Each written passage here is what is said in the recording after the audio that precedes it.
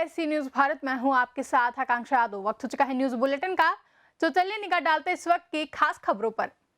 सुपौल जिला के सिमराही बाजार में एनयूजे के तहत नववर्ष की शुभकामना और बधाई देने के लिए 2021 में पत्रकारिता सम्मान समारोह रखा गया, जिसमें सुपौल जिले के 11 प्रखंड से एनयूजे संगठन के सभी चैनलों के पत्रकार उपस्थित हुए, जिसमें विभिन्न वार्ता लोगों पर चर्चा करते हुए संगठन के सभी सदस्यों द्वारा क्षेत्र से आए समस्याओं को सुनने के लिए और इस पर निदान के लिए भी बात की गई। बिहार से सी न्यूज संवाददाता कुंदन कुमार की रिपोर्ट। झांसी में किसानों से संबंधित स्थानीय समस्याओं को लेकर सिंचाई विभाग में धरने पर बैठे किसानों का आंदोलन रंग ले आया है, जहां अधिकारी के हस्तक्षेप पर किसानों तथा विभाग के अधिकारियों की एक संयुक्त समिति का गठन कर दिया गया है, जो किसानों की समस्याओं के निराकरण की दिशा में काम करेगी।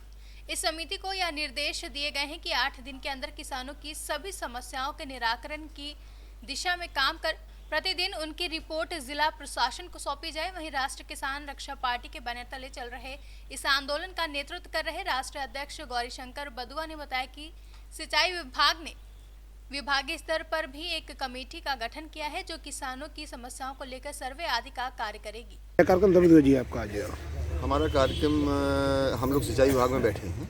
सिंचाई से संबंधित जितनी समस्याएं थी उनको हमने अवगत करा दिया था, लेकिन 15 दिन से सिंचाई विभाग के अधिकारियों ने संज्ञान में नहीं लिया, अपने गंभीरता से नहीं लिया। तो जब ये संज्ञान अधिकारी महोदय के पास पहुंचा तो उन्होंने आज सिंचाई विभाग के अधिकारियों के साथ हमारी मीटिंग करवाई और उन्होंने एक कमेटी बना दी है कि 8 दिन में वो कमेटी सारे प्रकरणों का हिसाब किताब करके जो भी हमारी समस्याएं हैं उनका निराकरण करके वो रोज़ डेली रिपोर्ट अपनी देगी जिलाधिकारी महोदय को, और जिलाधिकारी महोदय हमें उससे अवगत कराते रहेंगे। तो 4 लोगों की इन्होंने टीम बना दी है। अभी पता चला है सिंचाई विभाग के बड़े अधिकारी ने भी उन्हीं समस्याओं को लेकर अपनी विभागीय भी एक टीम बना दी है, जो सर्वे और सर्वेक्षण और उस पर काम करे, हमारी समस्याओं पर काम करेगी। अब ये अभी तो हो गया है, लेकिन अभी हम लोग अपने किसानों के साथ शाम को मीटिंग करेंगे, क्योंकि एक प्रकरण ललितपुर ज़िले का भी है। ललितपुर से अधिकारी यहाँ आ रहे हैं, वो भी आ जाएं, वो भी अपना बताएं कि उनका मन क्या है। उसके बाद शाम को हम लोगों की मीटिंग होगी और मीटिंग में जो निर्णय लिया जाएगा वो आप लोगों को अवगत करा दिया जाएगा। झांसी से कैमरा पर्सन प्रभात साहनी के साथ राजीव सक्सेना की रिपोर्ट।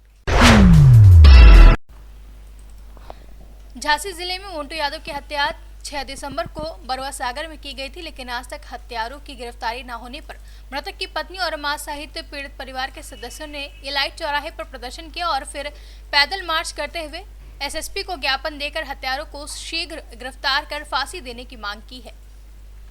भैया आपका नाम क्या है? शिवम यादव। कहाँ से आए? बरुआ सागर। ये बताइए, किस मामले को लेकर आप लोग ने आज प्रदर्शन किया है? जी, 6 तारीख में हमारे छोटे भाई की मोन्टू यादव की हत्या हो गई थी।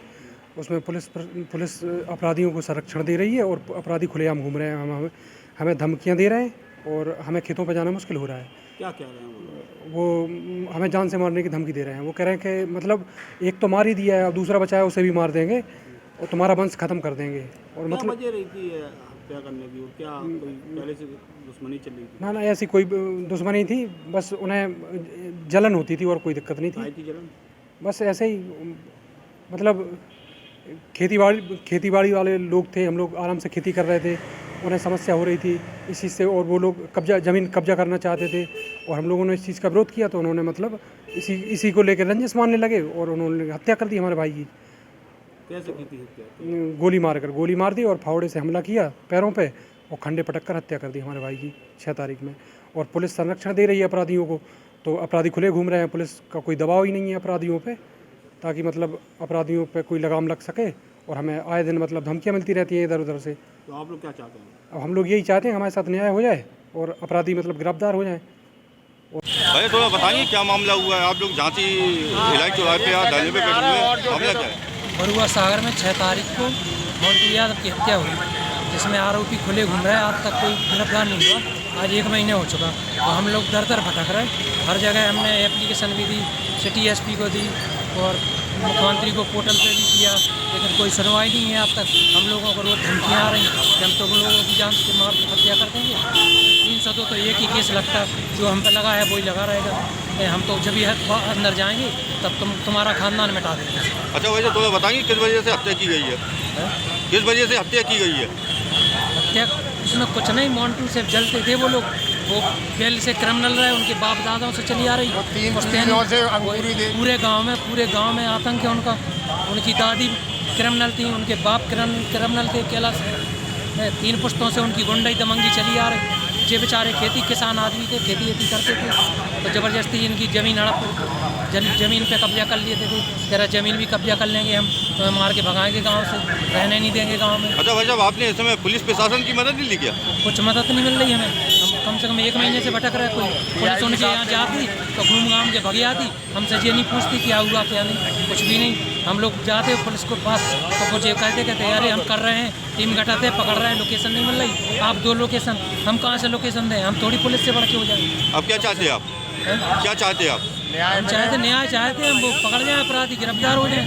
और क्या चाहते हैं? अंदर हो जाए, जैसे हमारी जान की सुरक्षा हो। 28 दिन हो गए, जान की सुरक्षा हो हमारी, यही चाहते वो अंदर हो जाए। अच्छा, जो लोगों ने हत्या की है वो कहाँ के रहने वाले? कोट बेटा के रहने वाले हैं। बबलू यादव उर्फ संजय और राहुल यादव, सनोप कैलाश और अमित सुमित, पिताजी का नाम जयहन, एक सौरभ गौरव, पिताजी का नाम राजू, एक प्रदीप यादव है बाबई का, उसके पिताजी का नाम है मुन्नालाल।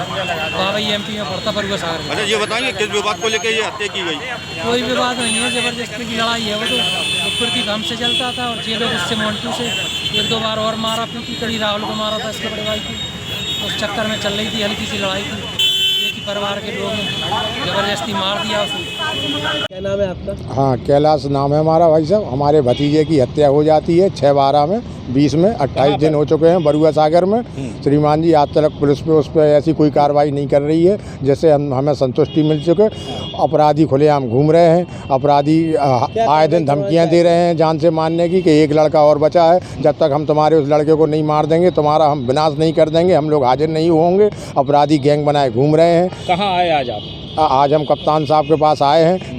कप्तान साहब ने हमें आश्वासन दिया है 72 घंटे का कि आप चिंतित ना हों, अपराधी बच के नहीं जाएंगे, अपराधियों की गिरफ्तारी होगी। श्रीमान जी, हमें संतुष्टि तो मिली है कप्तान साहब से, लेकिन झांसी से कैमरा पर्सन प्रभात साहनी के साथ राजीव सक्सेना की रिपोर्ट।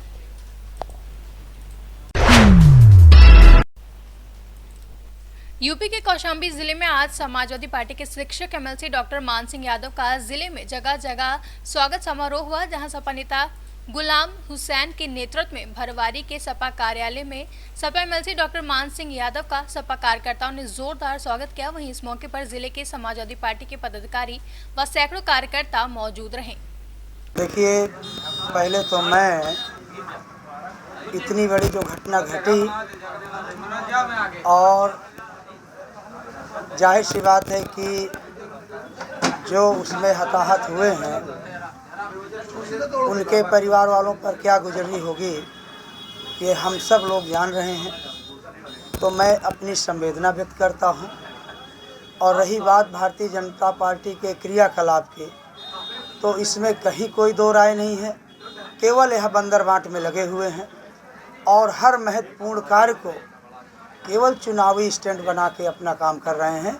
इनका काम में या काम की क्वालिटी में कोई भरोसा नहीं है। जिस तरीके से राष्ट्रीय अध्यक्ष जी के बयान का मजाक उड़ाया जा रहा है कोरोना वैक्सीन को लेकर, आज देखिए, मैं मीडिया बंधुओं के माध्यम से ही जो थोड़ा बहुत मुझे इसके पहले भी जानकारी प्राप्त हुई, आप देखे होंगे कि कोविड महामारी में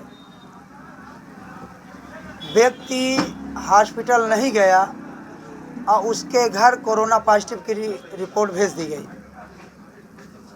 तो कहीं ना कहीं जो इनकी कार्यप्रणाली है वह संदिग्ध है। माननीय राष्ट्रीय अध्यक्ष जी महामारी या जनता को लेकर के कहीं से भी 1% भी उनके मन में कोई शंका नहीं है, लेकिन जो इनकी कार्यप्रणाली है उसको लेकर के माननीय राष्ट्रीय अध्यक्ष जी का जो बयान है वो कंसीडर करते हैं।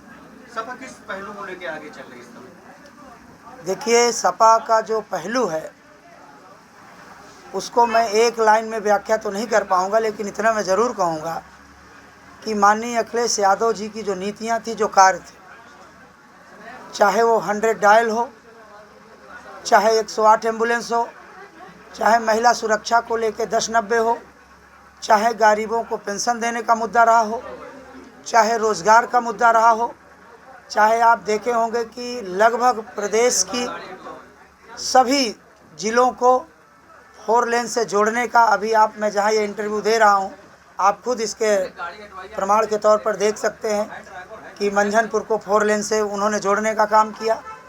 तो जाहिर सी बात है कि समाजवादी पार्टी की जो कार्य हैं, जो नीतियां हैं, वो जनता को लेकर के हैं और माननीय अखिलेश यादव जी के उन्हीं कार्यों के, उन्हीं नीतियों को हम जन जन तक पहुंचा करके और 2022 में सरकार बनाएंगे। कौशाम्बी से सी न्यूज संवाददाता एफ वसीम गाजी की रिपोर्ट। यूपी के महाराजगंज जिले के भारत नेपाल के सोनौली सीमा पर एसएसबी जवानों को उस समय बड़ी कामयाबी हासिल हुई जब एक संदिग्ध नेपाली युवक के पास से तलाशी के दौरान 45 ग्राम हीरोइन बरामद की गई। बता दें कि अंतर्राष्ट्रीय बाजार बरामद हीरोइन की कीमत लगभग 45 लाख रुपए बताई जा रही है। वहीं पुलिस अधीक्षक प्रदीप गुप्ता ने बताया कि भारत नेपाल की सीमा के डंडा हेड पर गश्त के दौरान एसएसबी जवानों को एक संदिग्ध नेपाली युवक भारत से नेपाल जा रहा था। जब जवानों ने उसकी तलाशी ली तो उसके पास से 45 ग्राम हीरोइन बरामद की गई। कुछ हीरोइन पकड़ा गया है, क्या है पूरा मामला, पुलिस द्वारा किस तरह की कार्रवाई? इस सोनौली थाने के अंतर्गत सचिन राणा नाम का एक नेपाली नागरिक है, उससे लगभग 45 ग्राम हीरोइन पकड़ी गई है और ये सोनौली पुलिस द्वारा काम किया गया है। इसकी अनुमानित लागत जो है लगभग 45 लाख रुपए है। इसके विरुद्ध एनडीपीएस एक्ट में कार्रवाई की जा रही है। महाराजगंज से सी न्यूज संवाददाता श्रवण यादव के साथ अंगद शर्मा की रिपोर्ट।